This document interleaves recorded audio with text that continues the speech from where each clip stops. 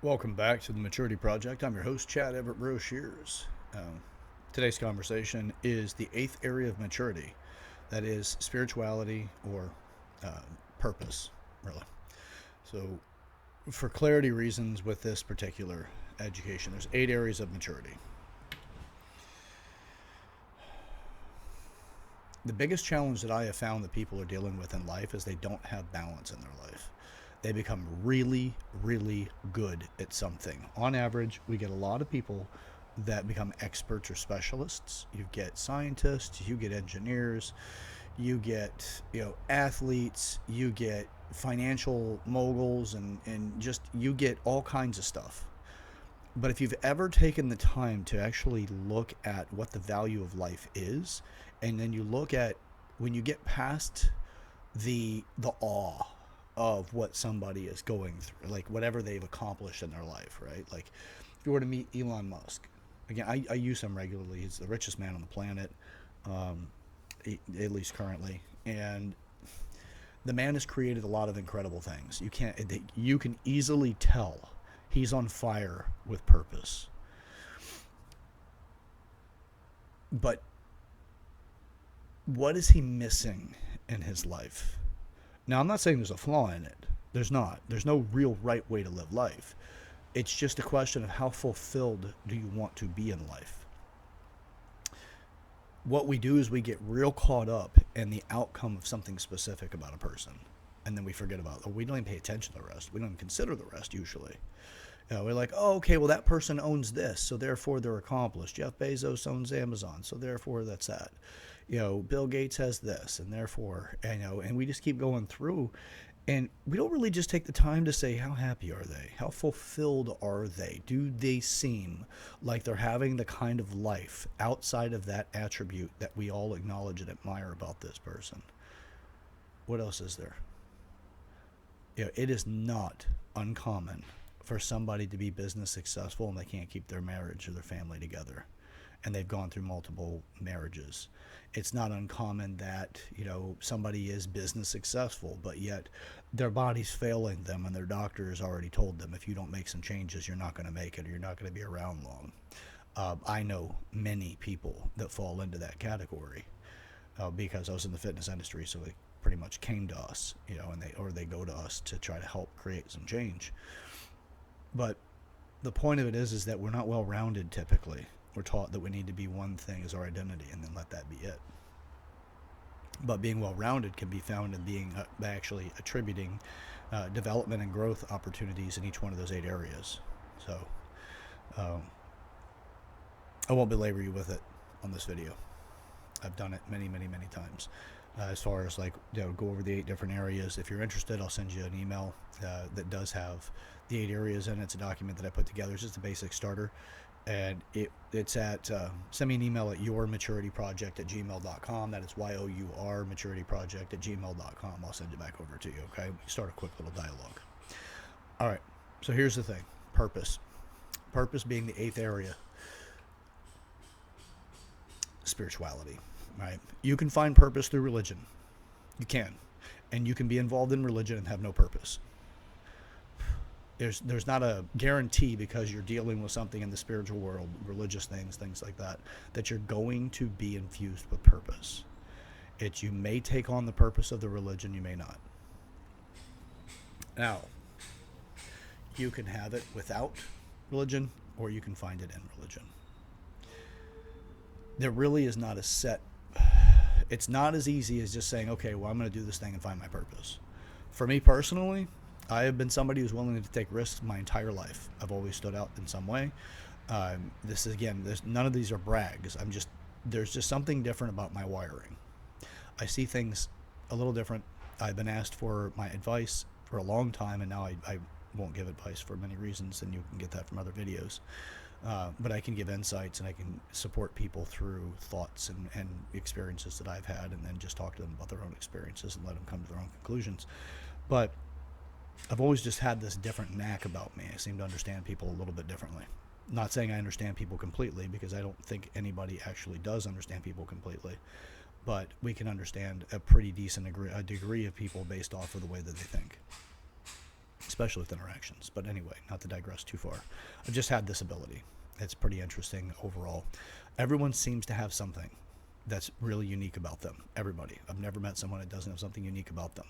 Sometimes they just really haven't had a whole lot of time to apply themselves and to really develop that area that gives them something meaningful, that gives them the sense of reward, that enlivens them beyond just the fact that, like they get excited because of something, but enlivening because they're alive, they're right now, and they have the potential and opportunity to make a difference somewhere. I've often found that purpose is associated with community in some way. It's not a guarantee, but it seems to be common. If you don't know your purpose, don't be alarmed. Hell, the maturity project didn't even come to me until 10 years ago. It was in 2014, whenever the maturity project came to me. And it's also interesting. It occurred to me in such a way that I don't feel that I was thinking it. It was almost as if it was given to me. It's a real interesting experience. It originated from my brain, as far as I know, right? But it didn't come to me by way of thinking my way through things too much. I thought my way through 4 areas. And the next thing I know, I kind of overthought it to the point where there was 12 areas of maturity.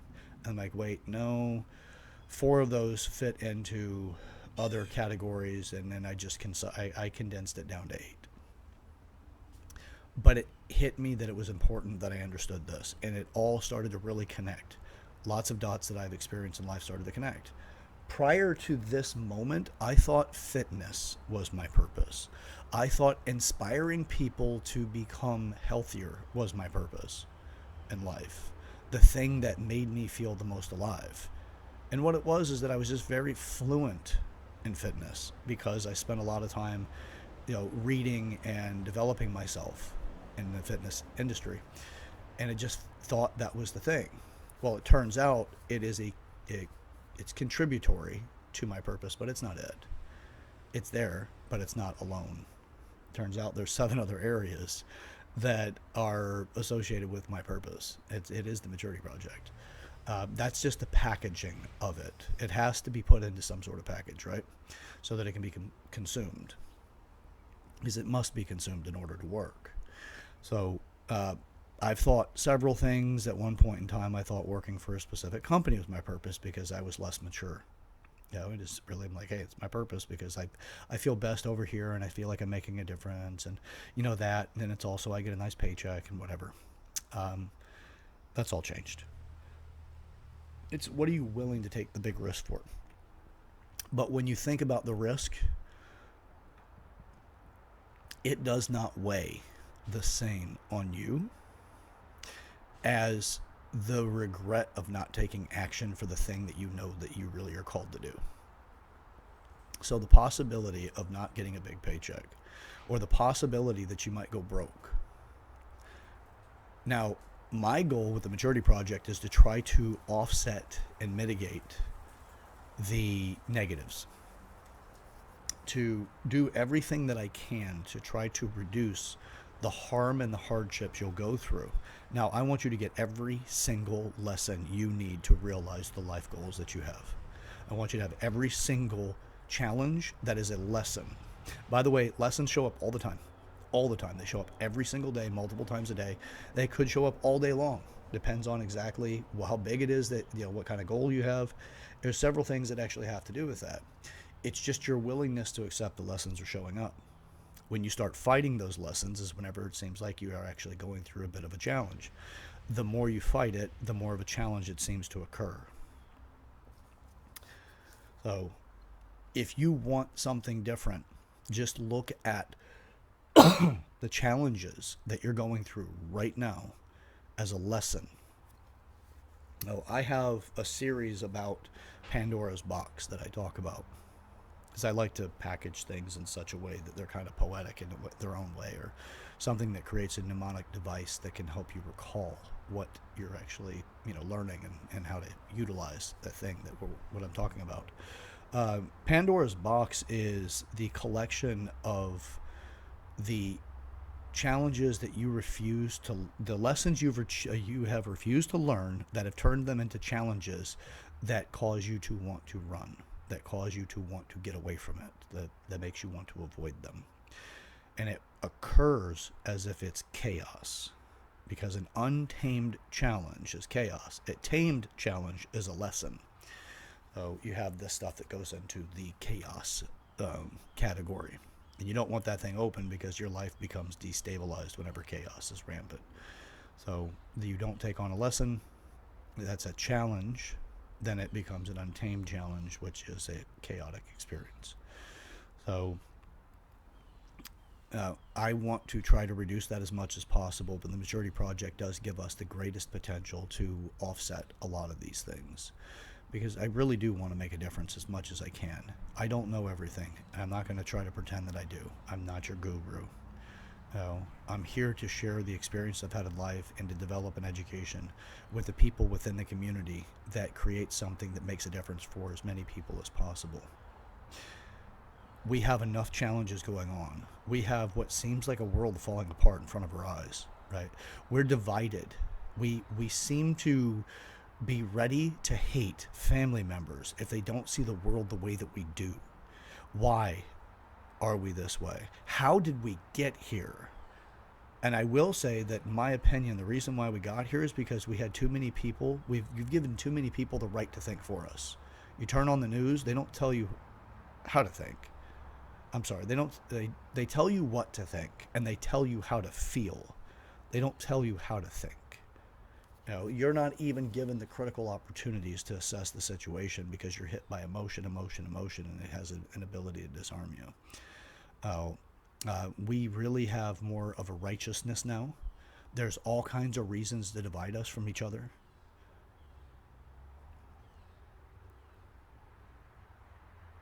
This is my answer to it. We're living within the purpose that I have. My purpose, to me, is the antidote to this. But we've got to work on it. And I need a community to come together for that. But you don't have to come together for me. It's come together for humanity. It's come together to help give people the kind of insights necessary for them to actually see real change in their life, so they understand what the hard work is for. As most youth and younger people, at least generations younger than my own, have been given an idea that things should be easy. Things should not be so hard to accomplish. And if you give people that mindset, then once they get to the point that they feel, subjectively, they feel that what they're going through is harder than it should be, there's a common abandonment of that effort. And then there is, well, if I can't figure it out and make it work, it's a pretty good chance whoever has made it work probably cheated. And the more successful you are with accomplishing that, the more likely they are to say that you did it by nefarious means. Took advantage of people, you cheated, you did all kinds of things you shouldn't do. But they're virtuous because they didn't. But they stopped early because they were taught, you should have what you want, the entitlement stuff. This education is about working. It is about also not only working, it is about what is referred to as scaffolding, which, supporting that person by showing them how to do something while they do it with you. Active participation, and you slowly remove yourself as they start showing proficiency over time, till you have yourself completely removed because they completely take it over. They understand it. It works for them. But we've lost that kind of mentorship. Usually that used to be families. Fathers and mothers would teach their kids that way. They don't really do it as much anymore. There's a lot of religions that also, or religious structures that was part of their core tenet, was to help develop the next generation. They had their own benefits and their own reasons for it beyond just helping humanity. You'd also keep them in the church, or whatever religious structure that is, keep them involved in it for a while, several generations, hopefully, based off of the investment of helping people get better at something. Other organizations like Scientology uses that as a method to draw people into their system. There's a lot of them out there that do it. I'm not downing anybody. I'm not praising anybody. All I'm saying is that there's organizations, and that's called an organization for a reason, that make people successful. The majority of us it seems that once you get into something that could benefit people in a political arena, or whatever else can be beyond that that's influencing, behind politics, is divide people, make them less happy, less successful, um, beat them down, and tell them the reason why they're beat down is that it's the other people that don't look like them or act like them or have a different value system, or different political views or financial range, or income bracket, whatever. It's just divide, divide, divide, and it's on all parties. you know at least the two main parties, Democrat, Republican in the United States. I'm an independent, so I'm neither of them. And I'll call them both out. As far as I'm concerned, I'll call all parties out. But that's not what I'm actually out for today. My thing is this: I have a purpose. I don't care about your political affiliation. I don't care about your gender, your sexuality. I don't care about any of that stuff. What I care about is that if you want to see success in your life and you're willing to give yourself to something that can work for you, I do want to help support that. I'm creating videos for that. I'm putting stuff out there. I'm putting out an education as I develop it. Again, this has been, like, what I'm talking about right now is not brand new to development. I've been working on this since 2014. Varying different degrees of that, but I've been working on it for a while. Life challenges, stuff like that, going back to the old model of being, which is survive, get your bills paid, those kind of things, and then, postpone, I'll get to it. That doesn't suit me well, and I noticed that it started to feel like it was poisoning the well. Every time I would tell myself, I'll get to it. So, I'm not doing that anymore. I've run across a lot of people in my life that have what anyone else would agree, and I would have told you at the time, did me wrong. But now that I've had time enough to sit and understand the Maturity Project for its potency, for its abilities, I can now look back and say it was an immaturity I was dealing with that person. And I was immature as well. And there's a lot of ownership that takes place whenever it comes to those situations. I want the best for everybody. And I don't want to hold on to stories that continue to take people apart, that continue to break them down. Now, some people are so quarantined, I'm not ready for them yet to bring them back around or to have any kind of involvement with their quarantine. I did an entire episode on quarantining. Those people that are in your life that are challenging, and you may not have the capacity to handle them in your life right now. But anyway, I'm not going to go into the actual video itself. Perhaps I'll put it in the suggested videos at the end. But when this was born in 2014, I didn't necessarily know what to do, and I got fired up, and things started making sense, but there was a lot of development and growth that I had to go through just to make it something that had a utility for other people outside of just making me feel excited, or exciting other people just in a general conversation. But you need application. You need to be able to see that this thing not only works, but it can actually make real change in your life, and you can see those qualifiers that actually show up. So with that, I went back and did more of the same stuff as I did prior, but then I was realizing that my satisfaction for working as hard as I could for other people really started to get challenged, especially whenever they were less grateful. But I used the Maturity Project's 8 areas as a lens to kind of view who I was dealing with, and it really did shed away a lot of the negative and just made me go, I get it. We just don't have the right alignment. We have an alignment that is not quite centered for the two of us. So, you've got your thing, I've got mine. And if it got to a certain point that I felt that it was really off or somewhere other than in the arena of what I'm out for, then I just resigned from what I was doing. And I've done that several times. I'm not suggesting people do that, by the way. I am suggesting that you take the mature approach. So I'd like for you to learn from my lessons and be able to advance yourself in your own life. If you are someone that does have a degree of success and or areas of higher development, you're welcome to reach out to me at yourmaturityproject@gmail.com. Same spelling, it's just the same website. It's YOUR maturityproject@gmail.com, and I'll be happy to start a conversation with you, and we can see about contribution collaborating in a way that we can make a difference with other people.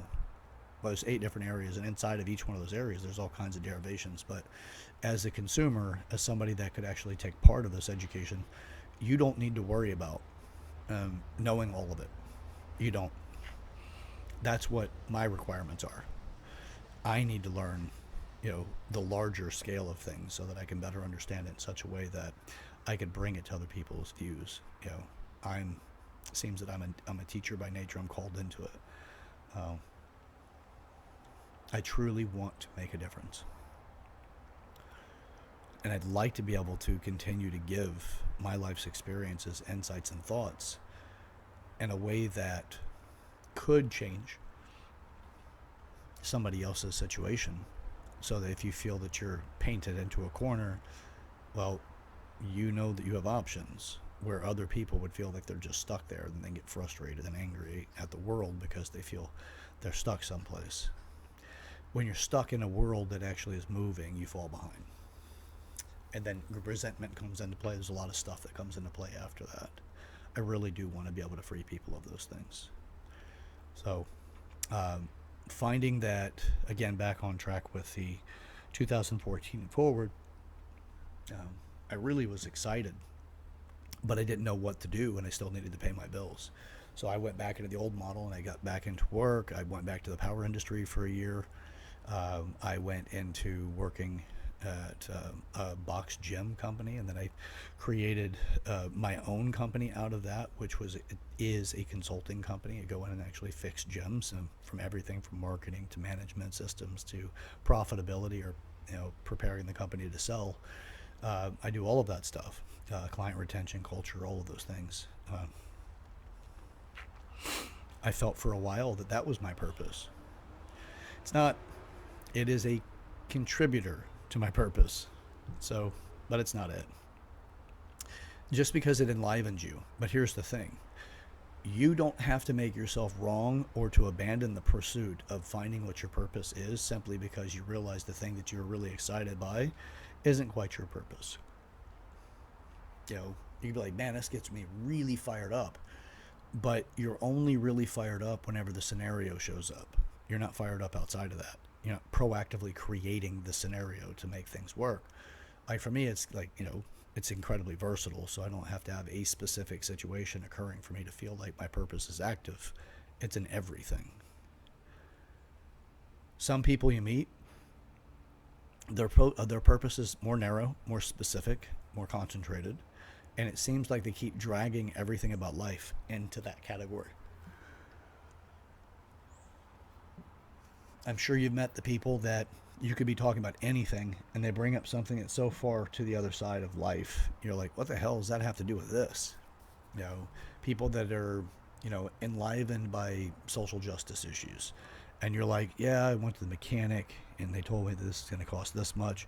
And next thing you know, you're hit with this barrage of, how mechanics take advantage of people, or how no one can afford anything anymore, or whatever. And then it just drifts into, whatever their political issues are, or whatever their gripes are, and it's just, that's not purpose directly, but that is a very dissatisfied person, and they do need help.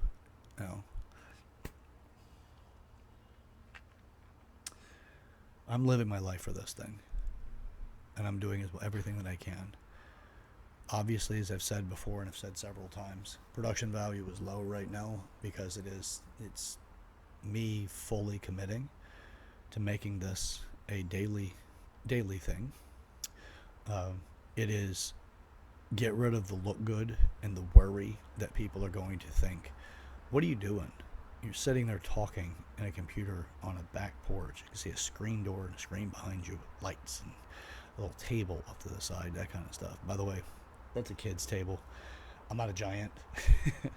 It's not real far behind me either. It's a little kid's table you see back there. But the point is that, look, I don't care.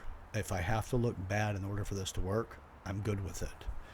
If I have to be critiqued, if I have to be criticized, I'm good with it. But please just understand, come to this with something that is intentional, with benefit and value that you're wanting to. Hey, if you're going to criticize me, what's the solution? Don't just come with ridicule. I mean, otherwise I just have to sift it out and figure it out for myself. No, just know that I care, and I'm willing to put myself out on the line. I'm willing to have people go, "Wow, Chad, you're crazy. You're ridiculous." Yeah, sure. Yeah, good on you. Yeah, that sounds great. You're gonna change the world, Chad. Oh, that sounds good. Yeah, like I'm naive or something. I'm willing to believe that it's possible. I had. She's no longer with us. She's deceased by shit a little while now, well over a century. It's Elizabeth Barrett Browning is my great aunt, great aunt or whatever. Um, she wrote the poem "How I Love Thee." Let me count the ways. Truly a fascinating person. Her and her husband were not realized by any stretch of the imagination. They were not famous when they died. It was after their death that their poetry started to actually gain traction. And it's not even that it's because of their death, it's just by how long it took it to cycle into community. Back then, maybe it was somebody cleaning out their house. I don't know how exactly their poetry got into cycle in such a way that people started to show that it was interesting, that they got it, they really connected for them, it landed. So "How I Love Thee, Let Me Count the Ways." That's Elizabeth Barrett Browning. She's great aunt on my mom's side. Start something, just like planting a tree. You know, to plant a tree for the shade you'll never be able to sit under. But you're planting a seed so that your future generation can sit under that shade. I'm willing to do it. And I'm willing to lose everything for it. Because my son's future is a part of this. And for the people I do know, whether we're on the best of terms or not so much, I love you. And I want the best for you. And if I don't know you and you're just watching these videos, I still love you and I want the best for you. I am going through a lot to create this, and I'm facing a lot of challenges in the process. But as you know from my conversation, challenges are just lessons. And I will learn them because I'm damn sure not going to go shove them into the box of chaos called Pandora's box. I'm not putting anything else in that. So, another piece that can really help create a bigger change in the world is the relationship course that I'm putting together now. Keep an eye out for it.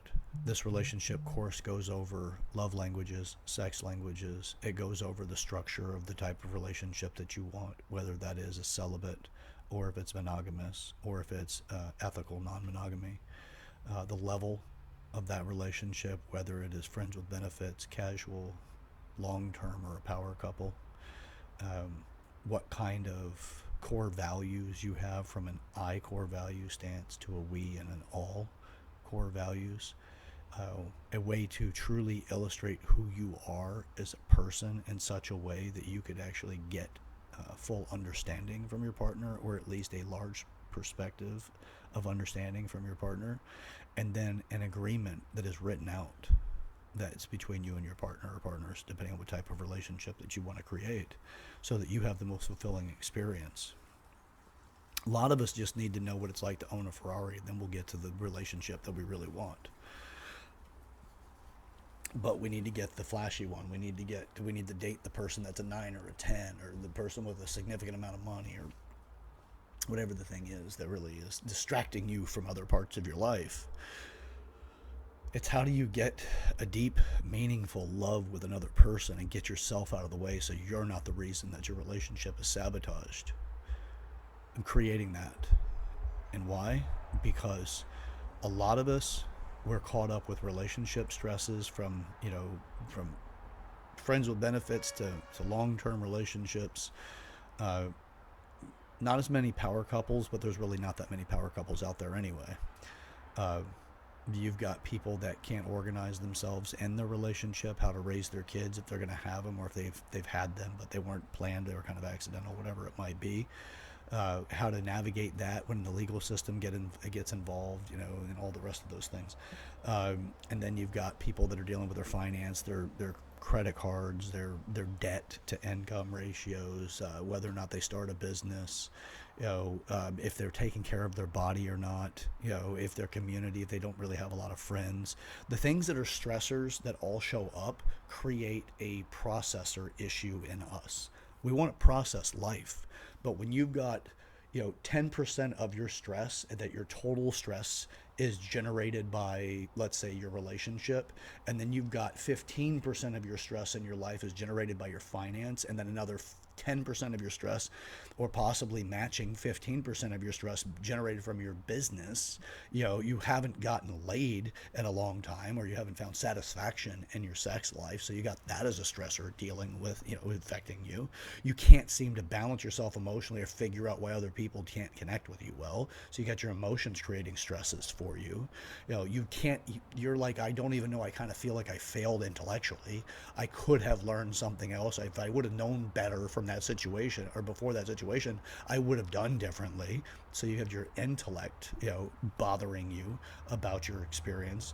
You've got your, let's see, and your purpose. You don't feel like you actually have anything going on in your life that really seems to make your life matter. If you were to die tomorrow, you could just be forgotten tomorrow, minus the emotions that other people have about you not being there.